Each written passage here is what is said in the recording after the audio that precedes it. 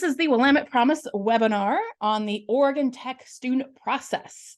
So this is the first in a series of webinars on student processes and post-secondary advising.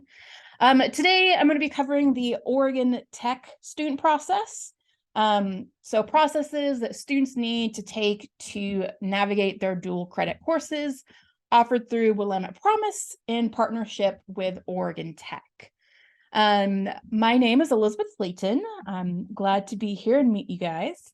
I am the dual credit engagement specialist for Willamette Promise.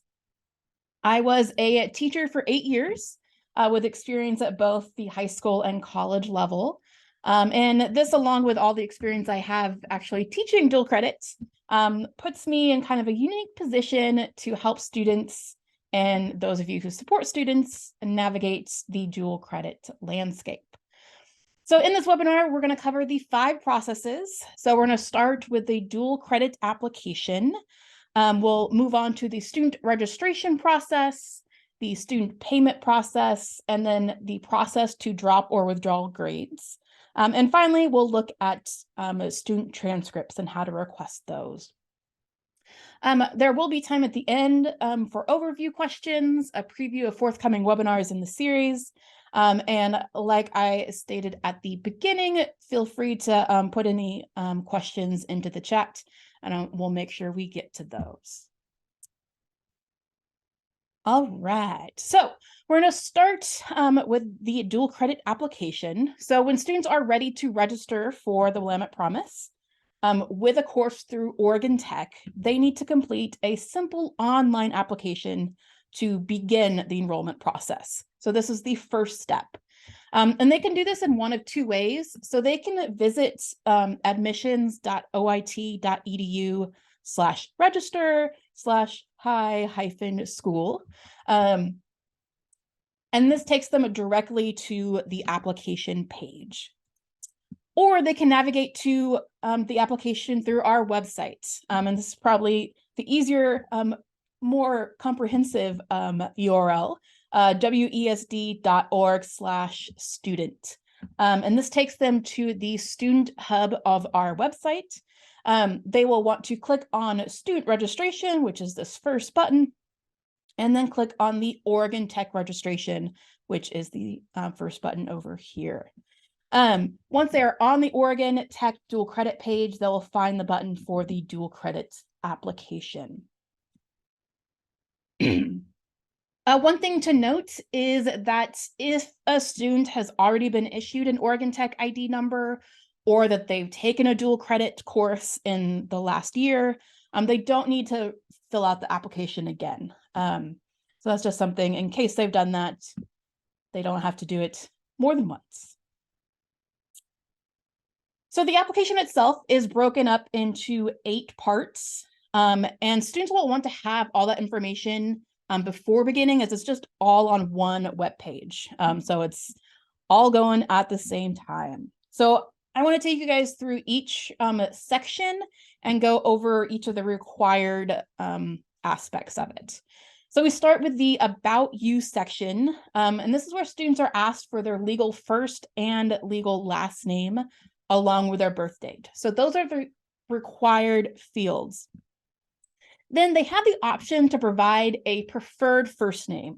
And all communication, including their username and email address, will be addressed using this preferred name, if they list one. This is helpful, especially for students who may have a dead name, but have not had the opportunity to legally change it. So this is their kind of opportunity to put that information in. But again, they need their legal first and last name and birth dates. The next section is gender and sexual identity. So students must enter their legal sex as either male or female for federal reporting purposes. However, students have the option to then select a preferred sexual or gender identity from the drop-down menus that may better align with their full identity. So although they do have the binary requirement, they have the option to give us more information at the bottom. There is, in between the last section and the contact information, there is a racial and ethnic background section, which is completely optional, and it asks for the same kind of information that you would expect. This next required section asks students to provide their contact information, and they begin with an email address. Now, it is recommended that students use a personal email address, so something like a Gmail or Yahoo, since a lot of school emails may either filter or block messages from Oregon Tech. So we highly recommend a personal email. The other required field is the mailing address. And if the physical address is different than their mailing address, they will be asked to provide that information. So if they click on the little check mark that the physical address is different than the above, it'll populate another field for them to fill out. And then finally, on this page, students have the option of providing a home and cell phone number. But if they do provide that cell phone number, they are consenting to Oregon Tech contacting them via text message. And so text message rates may apply. That is totally up to them whether they want to provide that information or not. The parent and guardian information section asks for much of the same information. So you have the legal first and last name, their email address, mailing address, and then students are required to select the relationship of their listed parent or guardian from the drop-down menu. The next section asks for their high school information. The required fields include the graduation month and year, a major that interests them, not that they are, compelled to continue with that major, but just something that maybe they're interested in, where they are taking Oregon Tech classes. And so for the Willamette Promise, they would select courses at my high school. And then finally, the likelihood of them attending Oregon Tech after graduation. And there is a nice little rating system here for them to choose from. The next screen asks them to select their primary country of citizenship, again, from a drop-down menu, and then mark their status as an Oregon resident. The final step asks students to certify their application, and then sign at the bottom by typing their full legal name. So at this point, students would submit the application, then wait for a confirmation email with further instructions. I'm going to pause here. Are there any questions so far on the dual credit application? No? All right. So the dual credit application covers the first step of registration. Next, students need to register for their specific courses that they are taking. So in that confirmation email that students will get, they will be issued login credentials in the confirmation email and then receive again, after they're submitting their application. So students will start registering at TechWeb, and this is at techweb.oit.edu. So this is where they're going to do all of their processes through TechWeb. So the first step in this part of registration is to log into TechWeb with their username. And so they'll get their username and initial password in that email. Their username is going to be the student's preferred name if they listed one, or their legal first name .last name at oit.edu, and then their password. If they've not yet set a password, their initial password is Hootie, and then their Oregon ID number, which begins with 918.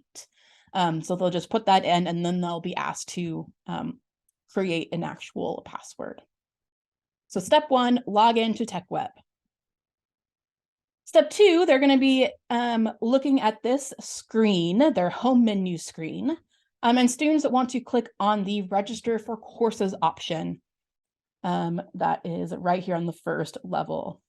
Once they click on that, it'll take them to the next screen, the registration term, and they'll want to select the term that they are taking the course in from the drop-down menu. If they're not sure what term they're taking it, they can confirm with their teacher what term it is. Then they will select submit and be taken to the next step. So On the student term registration page, students will need to enter their advisor PIN, which for dual credit students is this at the bottom, asterisk HSTUD. They'll want to enter that in and hit submit. Once they do that, they'll be taken to this next page, the add or drop classes screen. At the bottom of this page, students will want to enter their 5-digit CRN number in the add classes worksheet. This identifies the specific course. And again, they'll be able to have that from the teacher. So they'll want to ask their teacher what their CRN is. And they'll be able to add that in at the bottom, hit submit changes, and they are registered for their courses. So again, if students don't know their term or they don't know their CRN number, they'll want to talk to their teacher, and their teacher will have that information for them. The kind of final step is just for them to confirm the registration by going to the class schedule page from the home menu, and they can review their schedule. So they can kind of confirm their registration and see what classes they have registered for. Questions on this part?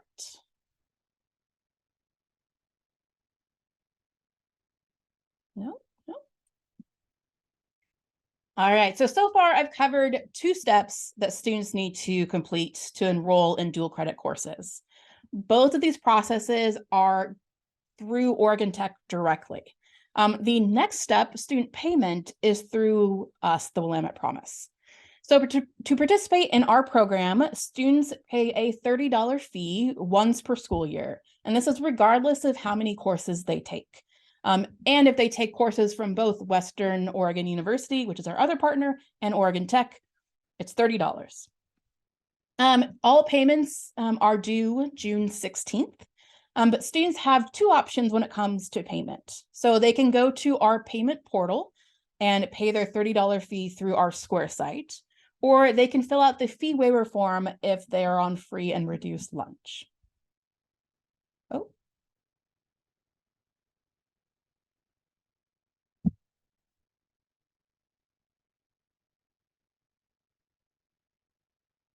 Okay, so when students are ready to pay their fees, again, we're going to ask them to visit our website. So again, wesd.org/student.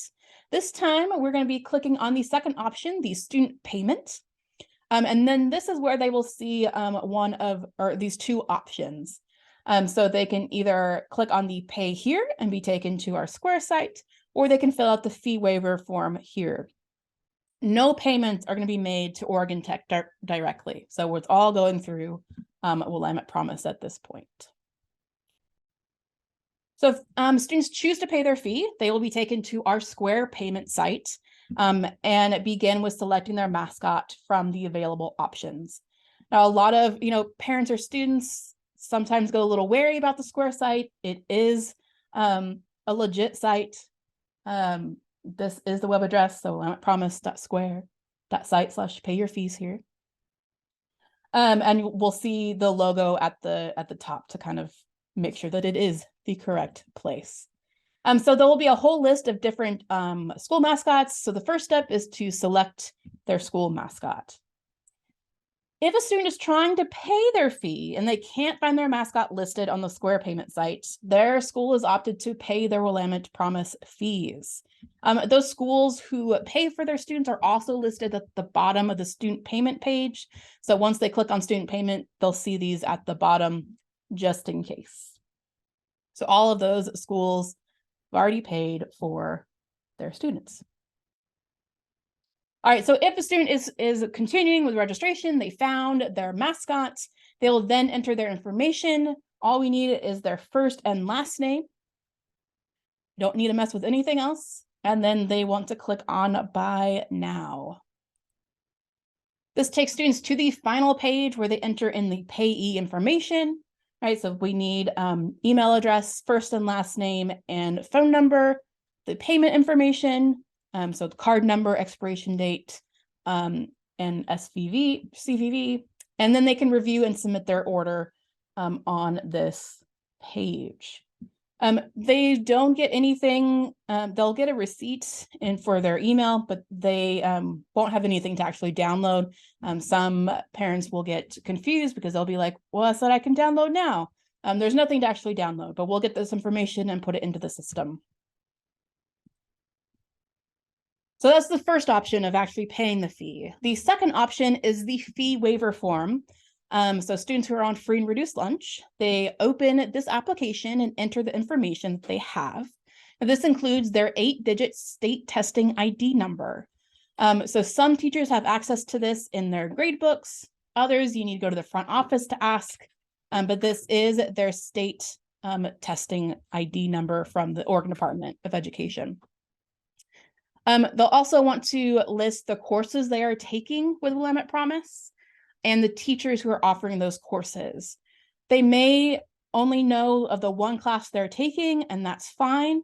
They can submit it, and they don't have to resubmit it if they end up taking more classes after they've already submitted it. So they only need to submit it once. We just want to make sure that they're actually taking a Willamette Promise course from a teacher who is offering it. At the bottom of the application, students will confirm their eligibility, sign by typing in their full name, and then clicking in submit. Questions on student payment? Nope. All right. Hey, so once a student has registered for their courses, and they will receive a grade on their college transcript, unless they choose to either drop a course or withdraw from a course. So students taking courses through the sponsored dual credit model of Oregon Tech must abide by the academic calendar and its dates for dropping or withdrawing from a course. All of these, the academic calendar can be confirmed by the teacher. Before a student drops or withdraws from a course, though, they should discuss their options with their teacher, who's really in the best position to offer guidance and support to that student. There is a distinct difference between a student dropping a course and a student withdrawing from a course, both with their own kind of unique situations. So when a student drops a course, no record of the course will appear on their transcript. So it'll be like they never even attempted. The deadline to drop a course, again, confirmed by the teacher, but is usually within the first 2 weeks or 20% of the course content being delivered. So it's fairly early on in the term. Now, a student might consider dropping a course if they feel that they're going to earn a low grade no matter what they do, and they've talked to their teacher and confirmed this. Or that the class just causes them overwhelming stress or anxiety, and they just don't feel like they're ready to pursue the college course. Dropping a course is definitely more preferable to withdrawing from a course, but the deadline, again, is fairly early on in the term. So some students miss that deadline. The second option, if a student misses that drop deadline, is to withdraw from the course. So when a student withdraws from a course, a W will appear on their transcript. And so this tells colleges that they have attempted but did not finish a course.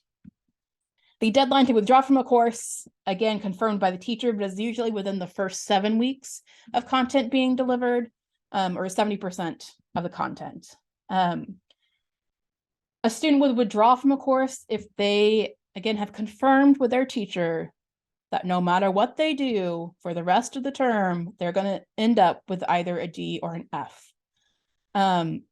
A W can have negative consequences for a student's satisfactory academic progress, or SAP, which impacts financial aid eligibility, but it can also save a student's GPA. So there are kind of pros and cons to both. I've had students in the past who were like getting a D or an F for most of the term and talked to me, and I was like, I don't know if you could make it.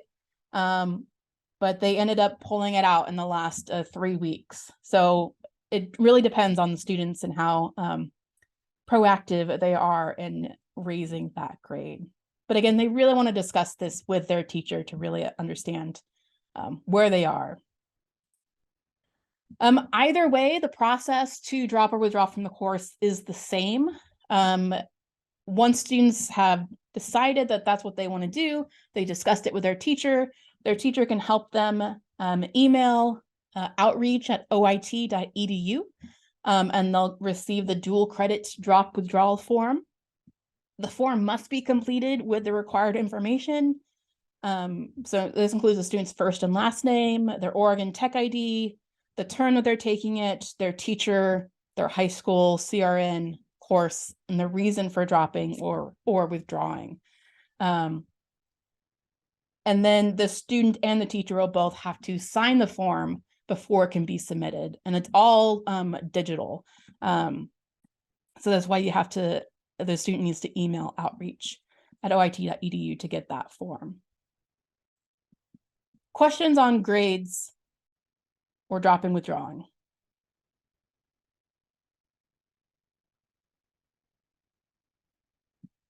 Okay, so after a student has completed the dual credit application, they've registered for their classes, they've paid their fees, and earned a grade, they can order their transcripts. So the transcripts for classes taken at Oregon Tech are available after the term grades are posted. So they're fairly available quickly. However, students should plan to request their official transcripts, which are signed and sealed by the institution, when they are ready to apply to colleges and universities. Transcripts at Oregon Tech do cost students money, so they really want to wait until they are ready to apply and need those transcripts. Once a student opens an official transcript, they are considered unofficial and really can only be used for personal use. So when the student is ready to transfer their credits to the institution of their choice, they will need to request a transcript. And some students are really confused they're like, I earn credit, how do I get it? They have to request a transcript. So to do this, they can navigate to our website, again, wesd.org/student. They can click on student transcripts, which is the last button on the front homepage, and then they can click on Oregon Tech. Once they are there on the Oregon Tech dual credit page, they'll find the button to log in to Parchment, which is the company that handles the request process. Or they can go directly to the Parchment website, parchment.com/log-in. All right, so when students get to the Parchment website, they'll want to make sure that they click on learners and parents. They're not administrator or third party, so learners and parents. If they already have an account, they can sign in. Otherwise, they will want to register with Parchment by clicking up the sign up button, that option that's underneath the sign in link. So when registering for Parchment, students will need to enter their email, their personal information, again, including their legal first and last name, their date of birth, highest level of education, and their contact information. After they fill out that information, they're going to choose a password and create their account, which is then verified in their email. All right, so once a student has verified their email address, which again, we want to have a personal email address for this. Again, they're going to be using this outside of their high school. So having the high school email address is not going to be helpful. So once they get into their email address and they've logged into Parchment, they are going to want to add Oregon Institute of Technology as their school if it's not already added. And so this is done by clicking on the Add Another School or Organization you attended at the bottom of the profile page. So if they click on that, they will see this screen. They're going to use a search bar to search up Oregon Institute of Technology. And then they're going to choose the second option, click Add under the college and undergraduate option for Oregon Tech. So there's two options, graduate and undergraduate. They want to make sure they're selecting undergraduate. Students will then be asked for their enrollment information. So this includes their enrollment status. So are they currently enrolled? Are they currently taking dual credit classes? Or are they not currently enrolled? Are they not taking classes? Their first year of attendance, so just when they started dual credit classes, their high school graduation year, their Oregon Tech ID number, and the last 4 digits of their social security number. If they don't have a social security number, there is an option here where if they don't have one, they can follow directions there. They want to verify their name while attending and then confirm their information. They do have the option at this point of finishing just creating their Parchment account without placing an order if they check this checkbox, and then they can go back at a later date to actually complete the order. So once students have registered for Parchment, they've added Oregon Institute of Technology as a school, they're ready to order their transcripts. So they'll want to click on the order button that's underneath the Oregon Tech banner that's on their dashboard or their profile page.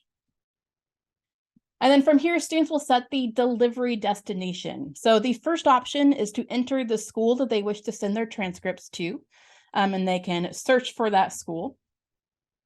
If their school doesn't appear, they can then click on Enter Your Own and fill in that destination information.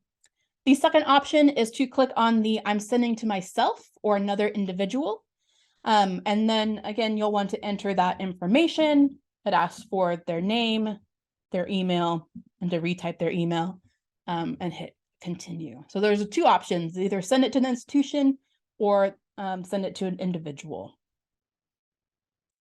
Students can then view their order, provide their consent, and move on to enter their payment information before submitting their order. They should receive a confirmation email of their order. And if they receive a hold notification, they'll want to contact Oregon Tech at registrar@oit.edu. They will be able to answer any questions of why there's a hold on their account.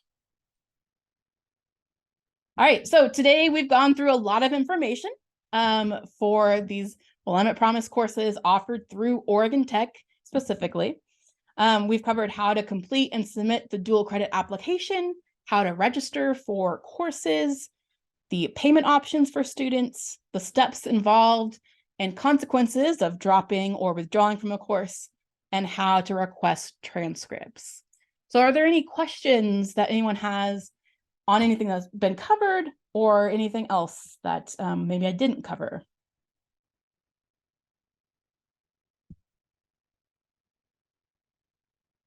Mm-hmm.